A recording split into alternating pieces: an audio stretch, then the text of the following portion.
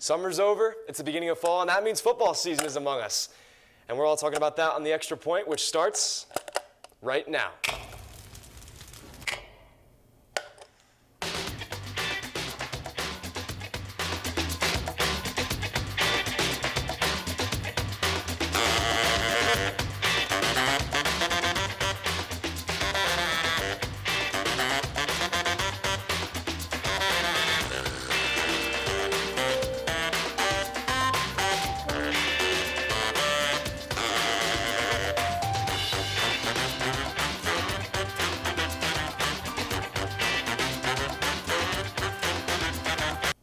What's going on, everybody? Welcome back to another episode of The Extra Point. Always, again, I'm your host, Griffin Barfield, and today we have 5 panelists that are ready to talk some football.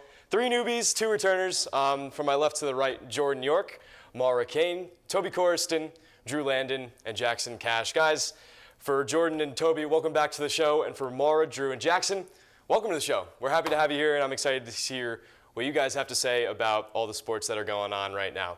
So why don't we just get started, and let's go into our segment of buy or sell. I have 3 takes for you guys to either, of course, buy or sell if you like the takes or you don't like the takes. So why don't we start with probably the most unexpected moment in sports this past weekend, the Carolina Panthers. After the Panthers benched Bryce Young, they started Andy Dalton, who is more of a veteran presence. The Panthers ended up smoking the team this week, and a lot of people are kind of flipping the script whether Andy Dalton should be the starter, whether Bryce Young should sit, take some experience for a few weeks. But the buy or sell is the Carolina Panthers should start quarterback Andy Dalton for the rest of the season. Who wants to take a shot at it? I'll lead it off, and I will say buy, solely because with Bryce Young, you had no wins, and you've had really no offensive production. There's no spark in the offense. Yesterday, Carolina had a 300-yard passer, 100-yard rusher, and 100-yard receiver for the first time since 2022. Andy Dalton clearly found the spark with that offense. The Red Rifle had the Carolina Panthers humming yesterday. I'm going to go with buy. I also said buy. Anything's better than Bryce Young at this point. Whenever I ask a Panthers fan, you're from South Carolina, are you a Panthers fan? They go blank. They don't answer. So I think anything is better than what they have right now. So, yeah. I'm sticking with the buy train. I'm going buy. However, I believe that later on in the season, Bryce Young should be incorporated again because Bryce Young is the future of this Panthers team, and that is basically what they got. I will also go with buy. Simple, but with a little bit of a hiccup at the end. Andy Dalton is a veteran quarterback, so his longevity is not going to be there for a long time. Bryce Young, we spent a lot of picks trying to get him and a lot of money dealt out. So it's up to them to figure out the management decisions to keep Bryce Young at quarterback. I'm going sell, but that's just because I think the Panthers need to sell absolutely everyone on their roster. NFL teams are built from the trenches out. They start with the offensive line, you build the skill positions, and then you get your quarterback. And the Panthers were not ready to have their quarterback. They drafted to try and have a quarterback turn a team around that wasn't ready to have a turnaround. Their offensive line is terrible, one of the worst in the league. Your top target is an Adam Thielen, who is old. I don't think he should even be in the NFL anymore. He's that old. He could be all of our dads probably. So this team just needs to sell everybody. I think Miami is looking for a quarterback right now. I think that would be a great fit to see if Bryce Young can go succeed somewhere else. Miami will overpay right now because they don't have a quarterback. So Carolina should sell everybody, recuperate those picks, and try and build from the interior out and redo this rebuilding process because it's clearly not working right now, and Bryce Young will not be a future quarterback for the Carolina Panthers. No, I think that's interesting with all your takes. I just think we saw a different team compared to the last 2 weeks. This Carolina team from, on the offensive side to even the defensive side smoked this Las Vegas Raiders team. So I think it's going to be interesting how head coach now Dave Canales, who was the offensive coordinator, was able to kind of develop Baker Mayfield into a keystone of a quarterback for Tampa Bay. I'm interested to see how he does that with Andy Dalton for Carolina, or if he incorporates Bryce Young, like I know that like Drew said. But that should be interesting. That's something that we'll be following along as the weeks go on. Let's move to another team in the NFC, the Minnesota Vikings. They lost their quarterback, J.J. McCarthy, in the preseason, out for the year. And now the Vikings are one of only 4 teams that are now 3-0. It is Monday. We're doing this before the Bills game, so there could potentially be 5 teams. So there's now a lot of talk, especially with a 3-0 team. So the buy or sell is that the Minnesota Vikings will be a playoff team come January. I'm buying all day, every day. I have been all in on Sam Darnold since the start of the year when J.J. McCarthy got hurt. I've been all in on Sam Darnold because look at where he hasn't succeeded. The Jets, which has been notably terrible at developing quarterbacks as of late, and the Carolina Panthers, who has also been terrible at developing quarterbacks as of late. It hasn't been his fault in those systems. They've had terrible teams around him, and he hasn't been good. But now he's on a Vikings roster with a lot of talent, and their defense has been incredible as well. He doesn't have to do anything. He doesn't have to go win the game for these teams. He can let the defense go to work and just do what he needs to do, feed his receivers. They have the skill players on offense for him to just be able to feed the ball, not do anything crazy. And that's why he's succeeding, because he has a team around him. That's what we're seeing with a lot of these quarterbacks not succeeding in the NFL is because they don't have a team around them, and he does. I think they're going to be a great playoff team, and I think they could surprise some people and make the NFC Championship this year. Yeah, I agree with Toby. I'm going by as well. I feel like Sam Darnold just has so many weapons around him. That Sam Darnold, Justin Jefferson, it's just disgusting, honestly. Like, every single defense they've gone against so far, it's just been unstoppable, relentless. Them two, they just link together so well. It's like they have this chemistry, and it seems like they've been playing together forever. Okay. I'm going to go straight by on this. People tend to forget after the J.J. McCarthy injury that the Vikings almost made the playoffs last year with Joshua Dobbs. That's pretty impressive to say the least. So to think that just because Sam Darnold isn't that quarterback that they can't make it, very wrong statement. They almost made it with a guy that has been a career backup. Sam Darnold has been a starter before. Yes, at teams that are pretty bad at developing quarterbacks in recent years, but do not give up on a guy because Justin Jefferson, Jordan Addison, and that entire team can take them all the way. All right, I'm going to go by. After J.J. McCarthy got hurt, I had no hope. I'm not going to lie. But Sam Darnold, after him getting hurt this weekend, I also lost a little hope. But his MRI came back, and it turns out he just bruised his knee. So they are 3-0 right now, which a lot of other NFL teams can't say. So I do have hope, and I do think they're going to make the playoffs. I am going to emphatically say buy. I don't care what the price is. You buy on this. The Vikings have looked outstanding the first 3 weeks of this season. Sam Darnold didn't have good receivers any of the other places he was at. Now he has arguably the best one in football in Justin Jefferson. Let's not forget they have Jordan Addison, who's hurt right now, is coming back. I think he could actually come back this week. So the Vikings are going to be even scarier. They went and got Aaron Jones from the Packers in the offseason, and their defense made C.J. Stroud look average yesterday, something that not a lot of teams can do. Buy in on the Vikings. Yeah, like you said, Brian Flores has done an incredible job with this. This is what you've seen out of Brian Flores' defenses before, and he's doing it here with good talent, but not incredible, so his scheme is working very, very well. And also looking at this from a statistical side, 75% of teams that start 3-0 make the playoffs. We have 4 teams, potentially 5. So they got a 3 and 4 shot at making the playoffs this year, barring a significant collapse from this defense. Yeah, I'd also like to talk about Justin Jefferson. Any team that has that kind of guy on their team that can run, that can catch the ball, that can do what he does as a wide receiver so efficiently, they always have a chance in the playoffs. Nope. Again, all really good takes. And I know that the NFC North could have been, a 3-team in terms of who makes the playoffs. A lot of people were talking about the Bears being very high this year, sneaking in the playoffs, going, the 10-7, 9-8. But looking at the resume of this Vikings team, the Giants, again, they are the Giants, but they beat San Francisco in a very tight game, and then they took and ran away a game with the Houston Texans, who were an undefeated team before that. So this is an interesting team. Toby brings up a great point about Brian Flores. I think that he's been coaching this team very well. But this is a team that I'm really excited to follow, not only that, but the whole NFC North as a whole. But going into the collegiate part of the game for college football, we had another successful week, and as always, the Heisman contenders are continuing to arise.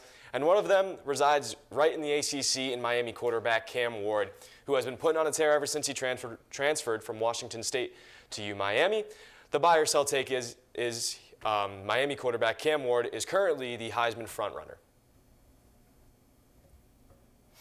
Who wants it? I'll take it. You got it. I will say this quickly. You need to sell. If you believe in strength of schedule, then you will definitely see why. Cam Ward has put up 1,439 yards passing, 14 touchdowns, and 2 interceptions. This is pretty crazy stats through 4 weeks, but when you look at it, it comes down to their strength of schedule. Games against Ball State and Florida A&M are going to be easy games for them. They're expected to win. Games against USF and Florida. Florida is now gone to Vandy tier level of the SEC. And when you look at their future schedule, the only real competition they have is Louisville. That's not much to say with. I mean, they used to have Florida State that could be notable, but we all know who that turned out. Their schedule is really weak. And when you want to look at a Heisman quarterback, you got to factor in who they play and how they play. Just because they throw 5 touchdowns a game does not mean they are a Heisman level candidate. So if that is the case, who is the Heisman frontrunner currently, at least in your opinion? You don't need any numbers to back it up. If just based off the types of performances that you've seen, who do you believe should be the Heisman frontrunner currently? I don't really know right now because Quinn Ewers, was the front runner for everyone's minds coming in. And with his injury coming up, a lot of speculation is going to Arch Manning's going to be the future. So it's time or tell. UTSA game against, with Texas. It's easy to say. They're playing feeder teams right now, so time will tell. I am going to say sell as well, but I'm just going to say very simply SEC bias. It's going to go to Texas if they have Quinn Ewers. It's going to go to Bama if they have Jalen Milroe. It's going to go whoever comes out of the SEC, that quarterback is going to end up winning the Heisman. I'm buying, but I can't believe the two sellers did not mention Jackson Dart, the only other person who could potentially be the front runner right now. I'm just breaking this down based on the question. Who is the front runner currently for the Heisman? It's Cam Ward. He has the best stat line. He's 3-0, and he has a win in the swamp. Jackson Dart is the only other person that I think could be the front runner right now, and he doesn't have a win on his resume. They've dominated the bad teams, but he hasn't beaten a Power 5 team. That's what you got to do. You got to go beat those Power 5 teams if you want to be the Heisman. And Florida, no, they are not good this year. But when you go to the swamp and you dominate, that is a good win, no matter what Florida looks like. So that's why he's the front runner currently. Do I think it's going to stay that way? We'll see. I think Miami has a tendency to choke. But if he keeps putting up stats like this till the end of the year, it doesn't matter what their strength of schedule looks like. It doesn't matter what their final record is. He's going to win the Heisman. We saw it with Caleb Williams last year. USC, 9-3. He won the Heisman. And they didn't hardly play anyone. They just weren't good, didn't have a defense. So some of that doesn't matter. It kind of comes down to who throws the most touchdowns and has the most yards at the end of the day. And with how he's playing right now, that's going to be Cam Ward. I'm going by as well. However, I feel like there's a name that hasn't been thrown out there yet. Travis Hunter. I feel like with this Colorado team, he can make exceptional things happen. I mean, you can laugh all you want, but he's been underestimated. He can, with the potential that he has throughout his schedule, with the players that he has as well, he can make options happen. Cam Ward's the obvious first choice right now, and he has the schedule to prove it. I disagree with your points that schedule doesn't make something happen because the hardest team he is going to face is that Florida team, and that Florida team's struggling. I guess the other hardest team that he'll face is Duke, but if he keeps... They play Tech, they play Louisville. Yeah, they play Tech, they play Louisville, but... They'll meet somebody in the ACC championship if they continue. If they get there. Yeah, I think they will with Clemson. Maybe.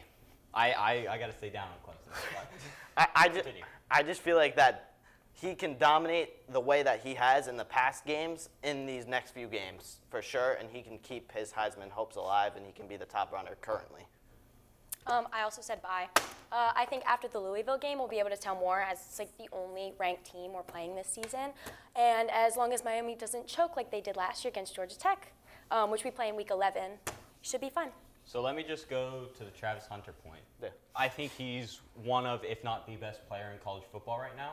But there have only ever been, I think, 4 Heisman winners that have had 3 losses, and Colorado is going to have more than 3 losses. Mm-hmm. So that's the only reason I see you have to win at a certain point. You don't have to win all the time. You don't have to win the national championship, but at a certain point, you do have to win, and you have to be on a good team to win the Heisman. And Colorado is just not there yet to have a Heisman team. Yeah, I mean, I just feel like him as a player, he gets so many minutes, playing minutes. He gets so many snaps. He can play cornerback as well. He just has so much time that they have to look at him as at least an option going forward.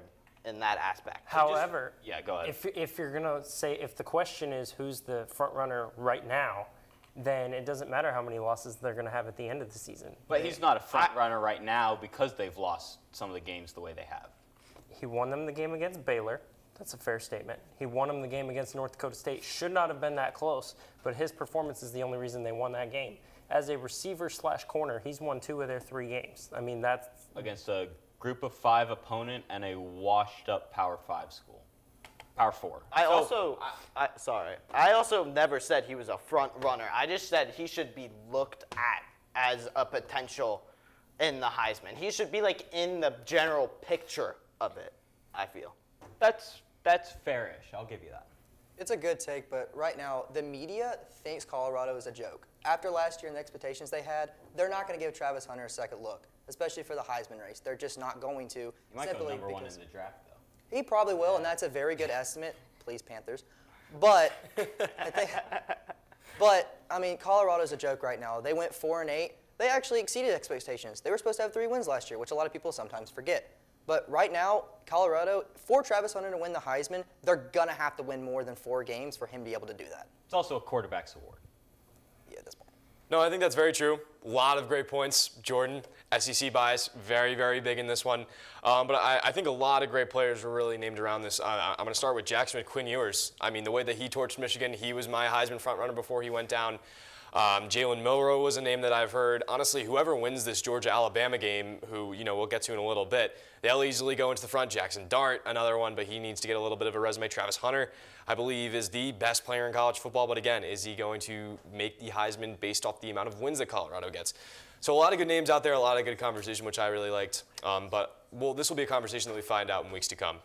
We'll move on to our college football pick'ems now, where we've been starting to record. Toby was 4-2 last week, so he had the best record. I had the worst record. I went 2-4, and then Jordan, the other person on the panel here today, went 3-3.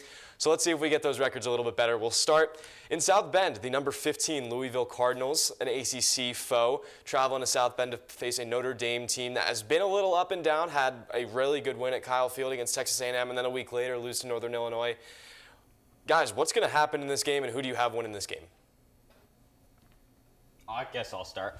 I have Louisville. I wrote Sluggers just because I'm a baseball guy. Louisville Slugger. I like them. What we saw in Notre Dame's loss was that they couldn't throw the ball and the run was taken away. Riley Leonard has 1 passing touchdown on the year and 2 interceptions, and he has 6 rushing touchdowns.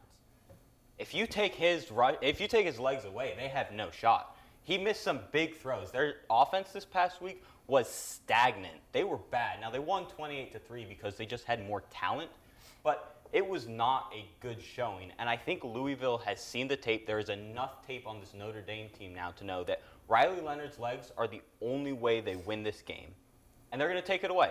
Louisville has a solid offense. They're ranked 15th for a reason. They can go out there and win games. Their defense is good. I don't think Louisville is incredible in any facet of the game.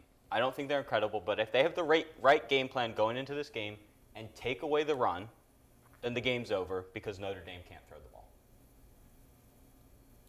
I will say Notre Dame is going to take the win here. Let's be honest. Neither one of these teams should be ranked right now. I mean, loss to NIU is pretty bad in South Bend. That's going to hurt them for a little while. But at this point, Notre Dame, in order to stay as a contender for the CFP, yes, there are 12 spots that are open to anyone. They're not in a conference. They can't win. They can't make it to a conference champion and call it they're in the playoffs. They're going to have to win out the rest of the season to give them a fighting chance to make it at this point. So I'm going to take Notre Dame in the game. Louisville, I think, is a good team. It's going to be a good fight between teams that honestly should not be as high-ranked as they are, but I've got Notre Dame making a statement against Louisville. Yeah, I'm also taking Notre Dame. However, I don't agree with the fact that they should both be unranked. I feel like that's an unreasonable statement. I believe that this Notre Dame team just has, throughout these last few seasons, they've just had this fight about them. I feel like there's going to be a mental barrier that they're going to have to push through during this Louisville game, and I back Notre Dame going through that barrier more than I bet Louisville going through that barrier in this game. I have Louisville. I think that the AP poll is so biased. I think Notre Dame's up there every single year at like 7th, and they drop every single year. I just never think they pull through. So I'm not like the most confident in Louisville, I guess. They are ranked, 15th? So, but I don't think that Notre Dame is going to win that one. Well, I'm going to break the tie by flipping a coin. And when I did that, I picked Notre Dame. Both these teams are – Notre Dame's already revealed themselves to be frauds. They lost to Northern Illinois at home. Louisville hasn't had the chance to because they haven't played anybody yet. If we're talking just who's more likely to win the game, it's in South Bend. They've got the more experienced quarterback. The way college football is now, quarterbacks usually go win games. By flipping a coin, Notre Dame can win it. But it could very easily be 38-7 Louisville. Tyler Show, I think that's how you say his last name, is a very good quarterback for Louisville. Louisville, though, him and Ja'Cory Brooks, that combination has been very good for Louisville and has dominated that Louisville offense when they go and score all these points. So if that connection can stay alive throughout this game and they connect on some big plays, especially early on in this game, Notre Dame's going to fall on that back foot, and they're going to be like, uh-oh, we're losing again. We don't know what to do. It's like NIU, and I think they're going to collapse. Also, NIU just lost to Buffalo, which makes that loss even worse for Notre Dame. Again, Notre Dame is always favored by the AP poll. I don't see them coming out on top, especially when Louisville is really playing for that playoff spot, a playoff spot they would have never had a chance at getting in previous years. I want to play off of your point, though, about Notre Dame's chances in the playoff. They're dead. They are not making it at this point. They have a loss to a group of 5 team who is not going to win their conference. That kills them because there are so many good teams in the SEC, in the Big Ten, in really the Big 12 that kind of have a chance to steal that spot. Notre Dame would have had to run the table because they are not in a conference. They are not going to have that strength of schedule that everybody else has. They did not do that. They're going to be out. I disagree with that. If they go 10-1, they'll make the playoffs. There's not going to be 12 teams better than them with a conference. Like even if they lose in their conference championship, there's not going to be 12. There's not going to be 12 teams better than Notre Dame. I think if Notre Dame runs the table, they'll sneak in. But that's just because there's not going to be 12 10-1 teams. Nope. I think I agree here with a lot of takes going on. I have Louisville. I do think that they're better well coached. I do think Marcus Freeman does the job at times, but I do think that Jeff Brom is a better coach. He has changed the culture for this Louisville team that was pretty much a laughingstock at the ACC. So I have them going forward. But I want to move on to this game. It's my game of the week. It's my game of the year, to be honest, because it sets the tone for a lot that's going on in this newly around SEC, for especially both these teams, one under a new head coach.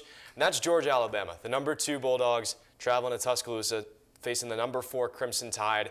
Despite being the away team, Georgia is favored by a slight 1.5 to win this game. My eyes will be fixated on this game despite Clemson playing at the same time. But guys, it's Georgia, it's Alabama. I mean, what better can you get? Who do you got in this one? Go Dogs. I'm not looking at any of the talent. I'm not looking at any of the players on either side of the ball. These are 2 of the most talented teams in college football. There's not a lot that separates them. Carson Beck, Jalen Milroe, they went out at it last year in the SEC Championship. This is coming down to head coaching. You have Kirby Smart, an experienced SEC head coach who's been in moments like these, and you have Kalen DeBoer, a brand new SEC coach, never played in an SEC night game, even though it's at home. I think Kirby Smart is going to out-coach Kalen DeBoer in this game, and that's going to give Georgia the edge. Now, Alabama can come back and beat them in the SEC Championship. I just don't think he does it in his first ever SEC matchup, especially against one of the top teams in the country. I am going to completely disagree with that and say roll tide because Georgia did not look good against Kentucky. They were god-awful. They escaped that game on what was not a pick 6, despite most of the world thinking that it is. But Georgia survived in Kentucky. They will not survive in Tuscaloosa against Jalen Milroe, against probably the second best freshman in the country in Ryan Williams. I mean, the only one better, I would say, is Jeremiah Smith. They are not surviving in Tuscaloosa. Kalen DeBoer knows how to win. He started NAIA in Sioux Falls, brought them a national title. Then he went to a D2 school in his second year, brought them a national title. Then went to Washington in his second year, brought them to the national title game. Kalen DeBoer has like the second best record among active coaches. And what's your point? Notice how you said in his second year. for all of those teams. This is his first year. This is his first ever SEC game. And I just don't see how you can win the first game ever against a Georgia team. At home, in Tuscaloosa, and the talent at Alabama is better than the talent he's had anywhere else. I disagree, because you make the point about the Kentucky game. Almost every national champion in the last 10 years has had a scare like that. You don't dominate your way through a season. You have to win those games when you don't play well, and that's what Georgia did. They found a way to win a game in which they played absolutely terrible, and when you make it through those games and then you go win these big games, that's how you win a national championship, and that's what Georgia has done for the last 5 years. I'm going Georgia, actually, for what Toby said. The reason it's his first ever time going through this, and I just think experience wins in that aspect, especially with this Georgia team who beat Clemson by 32 whole points. I mean, Clemson has conquered App State and conquered NC State over the last 2 games, and honestly, I just don't see Alabama going through this Georgia team right now. Georgia, after last year in the SEC championship, is angry. They got beat. And they lost the chance for a three-peat that has not been done in a long time. They're angry. They need to win this game, because Bama is a very tough opponent, but right now Georgia is definitely the best team in the country. I think they had one bad game against Kentucky that kind of slurred their image a little bit, but they're going to beat Alabama on Saturday, and it's going to be very evident why they should go back on top of the country. I have Georgia too. I think there's a lot at stake for both of these teams, considering Georgia's not first anymore, Texas is, and I think I just have Carson Beck over Jalen Monroe any day. I think that they're both high Heisman contenders, but even though the game's at home for Alabama, I think experience over anything. So, yeah. I think the point you made about Clemson does not apply in this case, because that Clemson team has been completely different from the way they were in that Georgia game. And as far as Carson Beck over Jalen Milroe, no. Jalen Milroe is far and away a better quarterback than Carson Beck, In this with sense, better though, talent with the currently. experience at Alabama, I don't think you can compare these two quarterbacks. I think they're very similar. I would give Jalen Milroe the edge in talent currently, but I think Carson Beck knows how to win a game better than Jalen Milroe does right now, just in this situation, because you have to think about how much did Jalen Milroe win because of Saban? Like, how much did Tom Brady win because of Belichick early in his career? How much did Milroe win because of Saban? Can he do it without Saban? Kalen DeBoer is a great coach, don't get me wrong, but there's still growing pains in that first year. There's always going to be growing pains with a new head coach, and I think Alabama has all the talent in the world. Again, it just comes down to the coaching, and I think Kirby Smart is going to outcoach in this game. This will be my last point on this, though. You talk about Georgia being angry coming into this game. Alabama's angry because everybody thinks because they lost Nick Saban, they're going to fall off. This is a chance for Kalen DeBoer to show, I may not be a Nick Saban, but this program isn't going anywhere. Winning this game against a Georgia team that has dominated college football over the last 5 years in Tuscaloosa establishes them not only as still being one of the best programs in the country, could arguably put them in the running for best team in college football. I think the one thing that unites all of us here is whoever wants it more is going to win this game. Absolutely. I what is that, sixth that with what happened right now? I do have Alabama winning this game, though. I really do. I loved the hiring of Kalen DeBoer. I think that he changes this team in a different dynamic. I have Jalen Milroe as my Heisman pick. I do think that, again, he's going to revolutionize Milroe into a NFL-level quarterback. But to Toby's point, these two quarterbacks are different. These two teams are very, very different technically, stylistically, especially at the head coaching spot. So it should be an interesting game to see how, especially as the game goes on, the adjustments that both these coaches make to, eventually win this game. I do have Alabama winning, but it's a toss-up. It's a coin toss. Either team can win this game, and I wouldn't be surprised. The last game we'll go to is the team that I think we owe everybody an apology to, is Illinois. How about them? Completely dominating. Dominating is probably a overstatement, but they were able to take down Nebraska in their own home stadium on Friday Night Lights, and now they're traveling to Happy Valley to face Penn State, the number 9 team in the country. It's a Big Ten affair. Both teams have their eye on that Big Ten championship, and I know both these teams have the potential to doing so. Is anybody going to be taking Illinois in this panel today? That's all I want to know. Illinois, I'm sorry. I picked against you last week. I thought Dylan Raiola was going to go win Nebraska the game. I didn't see it going to overtime, and Nebraska just absolutely falling apart. I'm not making the same mistake this week. Illinois wins this game in Happy Valley. Penn State had a major scare against Bowling Green. Bowling Green is nowhere near as good as Illinois. Luke Altmaier is not going to lose this game for the Fighting Illini. Give me Brett Bielema, Luke Altmaier. Illinois goes into Happy Valley, comes out with the upset. I also have Illinois. Like I said about the Notre Dame game, I hate the AP poll. I think Penn State every year comes in at like 10th, 12th, something like that, falls off right away. I hated Drew Aller in the beginning. I mean, I had so much confidence for him coming in, and he just, last year's season, he sold like big time. So I grew up a Penn State fan, and I have Illinois. I will take Penn State in this game, simply the fact that, yes, they did almost blow it last week, but think about it. Georgia also blew it to Kentucky last week, or well, they almost did. And everybody still ranks them as, the best team in the country, if not, the second. So I'm taking Penn State in this one. Illinois, they're going to give a good run for their money, but you just cannot win at Penn State. It's hard. I'm taking Penn State as well. And honestly, I just think home field advantage is going to take this one.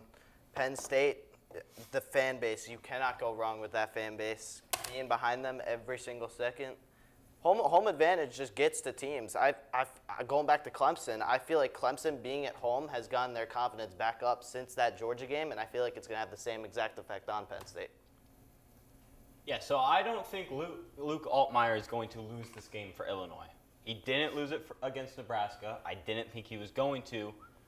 But Penn State is not Nebraska. Memorial Stadium was rocking up there. Happy Valley is a different level. I'm rolling with Penn State. Drew Aller is a top 5 quarterback in college football right now. He is over a 200 QBR. He's the second best in college football. He's averaging 12.5 yards per attempt. Second best in college football again. He's a very good quarterback, and he's turned it around from last season. This is a very explosive offense. They have almost hit their explosive plays total from last year in these first 3 games. I think they're going to go out there. They're going to jump on Illinois. Everyone's high on Illinois right now. Everyone is high after this Nebraska game, and it's going to come back. It's going to come back. They are not a top 15 team in college football. They had a great win in which they didn't lose the game, but they're not going to be able to go win a game in Happy Valley. I think Penn State, just out of pure talent, is going to beat them. That's what's going to come home. What's going to kill Penn State in this game is what's called the James Franklin curse. Penn State is a perennial 9-4 or 9-3, 8-4 program that gets a pretty decent bowl game and usually goes and wins it.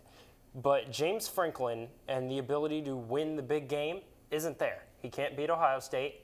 He can't beat Michigan if they ever have to play him. He doesn't beat. Are we putting Illinois on the same level as Ohio these State. teams? This is not a big game for Penn State. This is a big game for Illinois. That's the difference. This is not a big game for Penn State and Happy Valley. They still have, I believe, Washington to come, USC. Now, Washington isn't a big game, but it's their whiteout game. But they have USC. They have Ohio State still. There are big games that they're going to lose. This is not a big game to a Penn State The team. only reason Illinois is being considered a winnable team in this game is because of the NIU effect. Northern Illinois went to Notre Dame and won that game. They're just going to take Illinois, okay? I mean, I don't even know what I'm saying. Don't listen to me. No, that's all good.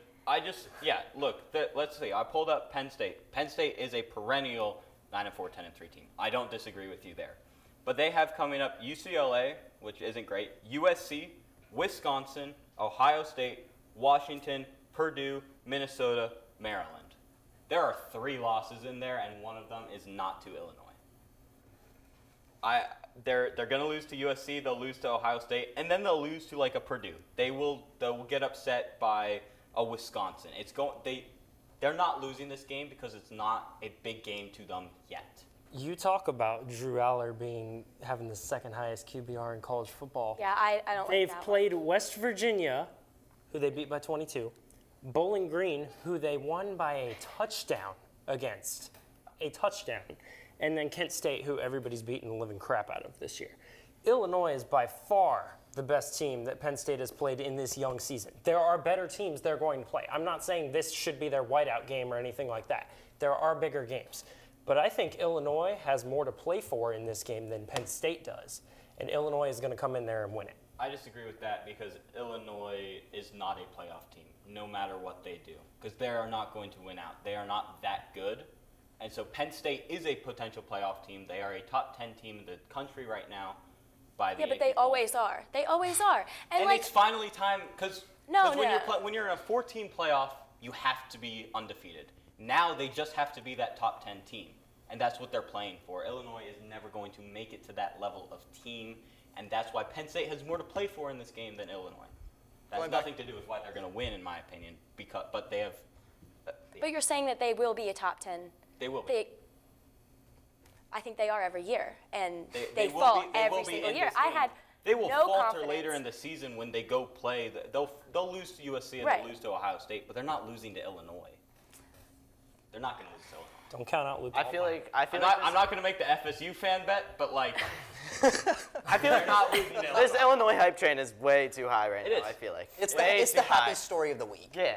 I just feel like after This the is Bowling what Green Vegas game, loves. Don't count out Vegas loves this. this is how I felt after. Everyone's going to pick Illinois. Luke Altmaier is going to outplay Drew Aller. That is my hot take for this He game. doesn't No way. outplay anybody. He just, which isn't a bad thing. He's a great game manager, and I love a game manager quarterback. But he's not going to outplay him in this game in Happy Valley. I'm going to check and see. I'm pretty sure the game manager you just talked about threw for 4 touchdowns last week. That's what game managers can do when they just distribute it to the right people. Brock Purdy is a game manager, and he'll go out there and drop 6 touchdowns on you. It doesn't mean that he's not creating the touchdowns. He's playing in a very good Illinois system that tailors them to win games, but he is not going to go out there and outplay Drew Allen to win this game. You guys are talking about close games, but the Kansas game versus Illinois, that game ended 17-23. That was also a close game. So, what's the rebuttal for that? Okay, Jalen Daniels was looked at as a dark horse Heisman contender going into this season with what he did at Kansas last season. Does not nearly apply to. Nobody said, "Oh, I'm picking Drew Aller to win the Heisman this year." No Penn State fan has said that. Even the most biased ones that are out there. No Penn State fan has said Drew Aller is their Heisman pick. Luke Altmaier will outplay Drew Aller in this game. I had so much confidence for Drew Aller after Sean Clifford. I hated him. He was there for way too long. And last year just put a really bad taste in my mouth, I think. So did Cade Klubnik, and now everyone is singing his praises. Let's all Okay, universally agree though for Penn State. It's all gone downhill since Trace McSorley. Oh, I don't disagree with Yeah, you. I just, okay. I just don't think this is going to be the game they lose. I think the difference is Sean Clifford to Drew Aller, but we had DJ to Cade. It wasn't, I wouldn't call those equal transitions. Yeah, that's. Nope, I do. I really like that. I really like that last point, especially. I heard in there. I think it was from Toby. Drew Aller, top five quarterback in college football. Is that correct? As of right now, yes. He's going to take that back really quick. Again, I'm saying as of right now. I'm not saying he's going to be at the end of the season. I'm just saying if you look through these first 3 weeks, you have to put him in the top 5 just based on his statistics. Okay, interesting. We'll probably come back to this point at some point. Either he hit the jackpot and he should buy a lottery ticket, or I guess we're all wrong, but I do think Penn State wins this game. I do. I don't think you should count Illinois out, though, especially playing away in another game. The remnant I get from it is South Carolina and the Tennessee-Clemson, that little stretch. So, I mean, you never know. It's college football, and that's why we love it. But enough about college football. Let's go to NFL. We have 2 games we're going to talk about today. The first game being 2 2-1 teams. One is the Philadelphia Eagles. They'll be traveling to Tampa Bay, facing a Buccaneers team that lost last week, looking to get a win back at the 1 o'clock time frame. Guys, who takes this one in the NFC? Rematch the wild card. I have the Bucks. I'm a huge Eagles fan, but after last game, I don't see their season going very well. I had to turn off the game because I was so upset. Did we win? Yes, but I couldn't look at it anymore. I was so upset. So. I drew the Red Cross because I think the athletic trainers are winning this game. These are 2 of the most banged up teams in the country, and I cannot consciously make a decision on this game right now. I'm going to pick the Buccaneers as of now, but it really comes down to the health of these teams. Let me just run through a list of people that are out on the Eagles that ended the last game not in the game for the Eagles. We don't know what their health is as of now. A.J. Brown, Devontae Smith, Lane Johnson, Darius Slay, and Jalen Hurts has thrown an interception or turned the ball over in the last 8 straight games. So, that's not good either. But those are all injured. And then the Bucs, you got Antoine Winfield Jr., you got Vita Vea out, Luke Godecki. I'm sorry if I said that name wrong. They're both banged up in key spots. And now the Buccaneers' defensive line is banged up. The Eagles have Saquon Barkley. That is going to be a very scary matchup if Vita Vea is not healthy. That's very scary for them. And if Vita Vea is out for the game, I might flip my pick to the Eagles. But I also think the Eagles have been stumbling, like you said. Oh, it's been bad. It's been rough. And if they don't have A.J. Brown and Devontae Smith for this next game, I don't know who they're going to throw the ball to, so that the Buccaneers can then sell out for the run and try and beat them. I think they're also going to bounce back after last week. It was a bad week. The Buccaneers are not that bad of a team. Baker Mayfield is going to come home and get a win for the Bucs. I'm just going to make it 3 in a row and say Tampa Bayfield because Baker Mayfield has revitalized his career since joining Tampa Bay, made him a playoff team last year, will probably be on, if not winning the NFC South, they will probably steal a wild card spot this season. I think Tampa on offense just has too many weapons. Chris Godwin has been arguably the best of his career through the first 3 weeks of this season. Might even be the new wide receiver 1. He's received more targets, more catches, more yards than Mike Evans has to this point. I think Rashad White at running back is a really, really good fit for the system they run down in Tampa Bay. And I just think Philly is too banged up, Jalen Hurts is too unreliable, and Tampa Bay is going to go win this game at home. I don't have a team on my whiteboard. I have a name, and it's Saquon Barkley. And as much as it pains me as a Giants fan, this guy has been Eagles' lifeline. However this guy plays is going to determine who wins this game. If Saquon has a good game, the Eagles are going to take it. If he doesn't have a good game, I believe Tampa's going to take it. The Eagles also did prove themselves with a good defensive performance against the Saints. However, I believe Saquon is the man, and Saquon is the man that is going to determine this game, and therefore I'm going for Eagles because I believe Saquon is going to have a good game. I am going to take the Eagles in this game simply because of the fourth quarter in the Saints game last week. I feel like that is what this team needed to finally get back on track. The Falcon game was a bit of a disaster for them at home, and they just need to bounce back, and that fourth quarter shows us that the Eagles still got it. They just got to find a way to beat a good team. I think, again, the injury report probably wins here. Like Toby said, it's an interesting game. Obviously, Tampa Bay being at home, the Eagles maybe having more star power on paper beginning the season, and then a little bit of the injury bug comes around, and especially against the Saints yesterday. But that game will be a fun one, especially with the rematch, a little bit of bad blood between the teams, especially on the Eagles side, trying to get that win back and get that revenge. The final game we're going to be talking about today is, of course, the Kansas City Chiefs, Chris Collinsworth's favorite team. They're traveling across the country to SoFi Stadium. They'll be taking on Jim Harbaugh and the Los Angeles Chargers, who are also 3-0. So the question of the day is, which O will be no mo? Well, unfortunately, the O that is no mo is the Chargers because they lost. Yeah, they lost the game. Yeah, they lost to the Steelers. Thank you. 10. Thank you. Thank you. So we're looking for one O to be no mo in the Chiefs. But does anybody have that happening? No! Absolutely not. No, not even close. Bet your Are life. we going all Chiefs? Bet your family. All round. Bet the house. You Bet didn't write it down. everything on the Chiefs. Justin Herbert is hurt. The Chargers are not going to win this game. The Chiefs have looked ugly, and they've won every single game this season. This one will not be ugly. It will be ugly for the Chargers. It might be like 42-10 type stuff. Chiefs win in dominating fashion. The Chargers are complete frauds. They have nobody. Their entire offense runs through J.K. Dobbins. And the Chiefs know that. They're going to lock him down. But the Chargers are not good yet. If you're looking at their skill players, Justin Herbert is throwing to Quentin Johnson, Ladd McConkey, and Will Dissly. That is like a Carolina Panthers style offense. That is terrible. And the Chiefs are going to run over and take advantage. They've won the last 2 games, and Patrick Mahomes has had 2 of the worst games of his career in the last 2 games, in my opinion, and they found a way to win them. So there is no way they are going to lose to the Chargers, who are just completely fraudulent and have been for the last 5 years. I'll just say this. Let's be honest, this is still the same team that played the Jaguars in the wild card a few years ago. They have made not really any notable changes, so the Chiefs are going to wipe the floor with them. This is not a good game for them.